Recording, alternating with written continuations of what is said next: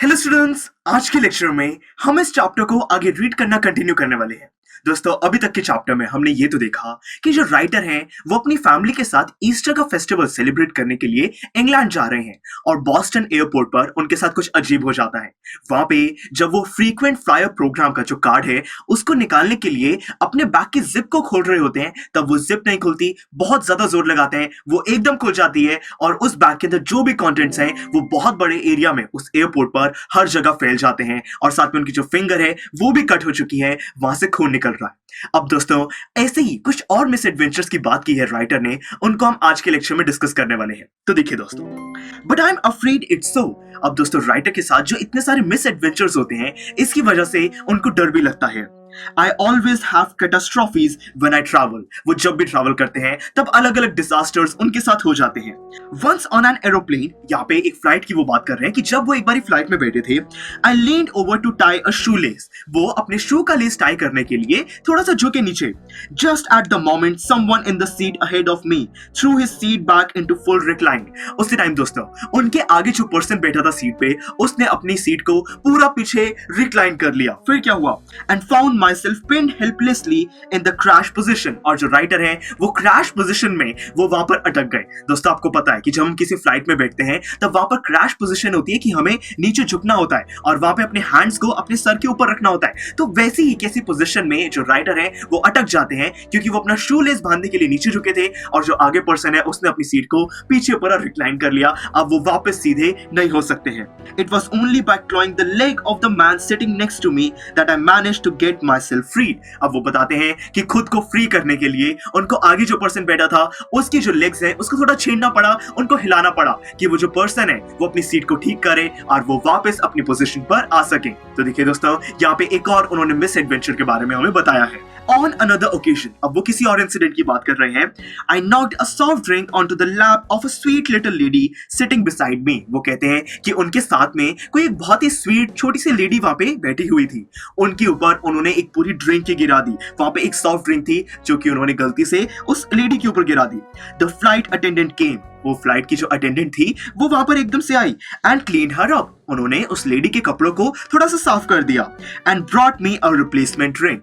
और राइटर के लिए वो एक दूसरी ड्रिंक साथ में ले आई and instantly I knocked it on to the woman again. और जो राइटर है उन्होंने दोबारा से जो नई ड्रिंक आई उसको उसी लेडी के ऊपर दोबारा गिर दिया। बताओ दोस्तों, यहाँ पे दो बारी उनसे ये गलती हुई। To this day I don't know how I did it. यहाँ पे जो राइटर है उनको अभी तक नहीं पता कि वो उन्होंने बार बार ऐसे कैसे कर दिया था। I just remember reaching out for the new drink. यहाँ पे राइटर को सिर्फ इतना याद है कि नई ड्रिंक को उठाने के लिए वो अपना हाथ आगे ला रहे थे and watching helplessly as my arm, like some cheap prop in one of those 1950s horror movies with a name like The Undead Limb, violently swept the drink from its perch and onto her lap. अब देखिए, उन्होंने बताया है कि उनको सिर्फ इतना याद है कि वो ड्रिंक को उठाने के लिए अपना हाथ आगे कर रहे थे। उसके बाद दोस्तों, किसी हॉरर मूवी में जैसे कुछ चीजें अपने आप ही होने लग जाती हैं, वैसे ही किसी मूवी की तरह जैसे जिसका नाम हो अनडेड लिम्ब, मतलब कि उन्होंने अपने हाथ को यहाँ पे किसी हॉरर मूवी के प्रॉप से, मतलब कि एक सेटअप सीन से उन्होंने कंपेयर किया है। जैसे हॉरर मूवी में कुछ चीजें अपने आप ही हो जाती हैं, तो उसी तरीके से उनको सिर्फ इतना याद है कि वो ड्रिंक को उठा रहे थे। उसके बाद उनका हाथ कहाँ गया, वो ड्रिंक वापस उस लेडी के ऊपर गिर गई, ये चीज उन्होंने खुद नहीं की थी। ऐसा लग रहा था कि सब कुछ अपने आप ही हो गया है, जैसे कि 1950s की हॉरर मूवीज में हुआ करता था। The lady looked at me with the stupefied expression you would expect to receive from someone whom you have repeatedly drenched. अब दोस्तों, कोई ऐसा पर्सन जिसके ऊपर आपने दो बारी ड्रिंक गिरी हो, उनको गीला कर दिया हो, तो ऐसा पर्सन जो भी रिएक्शन देगा वहां पे स्टूपिफाइड, एक वहां पे शॉकिंग रिएक्शन देगा। वैसा रिएक्शन इस लेडी ने भी राइटर को दिया and uttered an oath that started with O, finished with sake. और वो जो लेडी है उसने कोई वहां पे कुछ एक प्रेयर सा बोलना शुरू कर दिया जिसकी स्टार्टिंग ओ से हो रही थी और एंडिंग उसकी सेक से हो रही थी and in between had some word that I have never heard uttered in public before. यहाँ पे उस ओ और वहां पे सेक के बीच में जो भी वर्ड्स थे वो राइटर ने कभी भी नहीं सुने थे। वो ऐसे वर्ड्स नहीं थे जो कि पब्लिक में बोले जाते हैं। Certainly not by a nun. अब वो कह रहे हैं कि वो ऐसे वर्ड थे जो कि नन तो बिल्कुल भी नहीं बोल सकती है। दोस्तों नन का मतलब होता है कि कोई ऐसा पर्सन जिसने कि क्रिश्चियनिटी रिलीजन को बिल्कुल अडॉप्ट कर लिया है। तो ऐसे जो पर्सन, ऐसी जो लेडी होती है जो कि वहां पे पूरा उन चर्च में रहती है, तो ऐसी लेडी वो वर्ड्स तो बिल्कुल भी बोल नहीं सकती। वो ऐसा एक्सपेक्ट नहीं कर सकता कि एक नन वैसी वर्ड्स बोलेगी। दोस्तों मेरे कहने का यहाँ पे मतलब है कि यहाँ पे जो नन है उन्होंने राइटर को कर्स किया, उनको कुछ गंदी बातें बोली जो कि राइटर को बिल्कुल भी वहां पे समझ नहीं आई। This, however, was not my worst experience on a plane flight. पर राइटर कह रहे हैं कि ये भी मेरी फ्लाइट का वर्स्ट एक्सपीरियंस नहीं था, मतलब कि अभी और भी मिस एडवेंचर्स हैं। My worst experience was when I was writing important thoughts in a notebook. उनको ध्यान है कि एक बारी वो कुछ इंपॉर्टेंट थॉट्स अपनी नोटबुक में लिख रहे थे, जैसे कि buy socks, clutch drinks carefully etcetera. जैसे कि सॉक्स खरीदनी है, अपनी ड्रिंक को ध्यान से पकड़ना है, ऐसी चीजों को वो अपनी नोटबुक में लिख रहे थे। Sucking thoughtfully on the end of my pen as you do, जैसे कि हम में से बहुत लोग करते हैं, सोचते सोचते जो पेन है उसको सक करना शुरू कर देते हैं। वही चीज जो राइटर है वो भी कर रहे थे।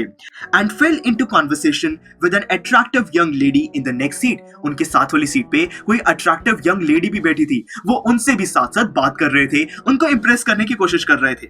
आई amused her for perhaps 20 minutes with a scattered of urbane bon mots। देखिए वो कह रहे हैं कि उन्होंने 20 मिनट्स तक उनको इंप्रेस करने की कोशिश करी, वो अलग अलग। दोस्तों यहाँ पे urbane bon mots का मतलब है कि वो अच्छे sophisticated jokes उनको सुना रहे थे। Then retired to the lavatory where I discovered that the pen had leaked। फिर वो कुछ टाइम बाद वॉशरूम चले गए और वॉशरूम जाने के बाद उनको शीशे में देखकर पता चला कि उनका जो पेन है वो लीक हो गया था। And that my mouth, chin, tongue, teeth and gums were now striking scrub-resistant navy blue। और वहां पे उनके फेस में जितने भी अलग अलग पार्ट्स हैं, टीथ है, गम्स है, टंग है, वो सारी चीजें अब ब्लू कलर की हो चुकी है और वो बहुत ही स्ट्राइकिंग स्क्रब रेजिस्टेंट कलर है। मतलब कि वो बहुत ही इजीली दिखाई दे रहा है कि सब कुछ ब्लू हो चुका है और उसको किसी स्क्रब से भी, किसी भी वहां पे सोप से उसको साफ नहीं किया जा सकता है। And would remain so for several days. और कुछ दिनों तक वो ब्लू कलर वहीं पर रहा, उनको बहुत अजीब लगता रहा। So, you will understand, I trust when I tell you how much I ache to be suave। तो देखिए वो कह रहे हैं कि अब हम सब लोग समझ सकते हैं कि यहाँ पे जो राइटर हैं वो यहाँ पे जेंटल बनने की कितनी ज्यादा कोशिश करते हैं। यहाँ पे suave का मतलब है कि वो एक कॉन्फिडेंट पर्सन, एक वहां पे जेंटल बनने की कोशिश करते हैं, पर वो ऐसा बार बार करने की कोशिश करते हैं बट नहीं कर पाते। I would love just once in my life to rise from a dining table without looking as if I had just experienced an extremely localized seismic event। अब वो यहाँ पे कह रहे हैं कि ये मेरी एक मन की चाहत है, ये मेरा सपना है कि जब मैं डाइनिंग टेबल से उठूं तब वहां पे ऐसा ना लगे कि कोई अर्थक्वेक आया था छोटे से रीजन में। मतलब कि दोस्तों जब भी वो खाना खाते हैं तो सारी चीजें आसपास फैल जाती हैं, वो कुछ भी चीज सही से नहीं करते हैं। Get in a car and close the door without leaving 14 inches of coat outside. वो यहाँ पे चाहते हैं कि जब वो गाड़ी में बैठे उनका जो कोट है वो बाहर ना रह जाए, क्योंकि जनरली वो जब भी गाड़ी में बैठता है उनका कोट दरवाजे में अटक जाता है, वो इतने ज्यादा लापरवाह हैं।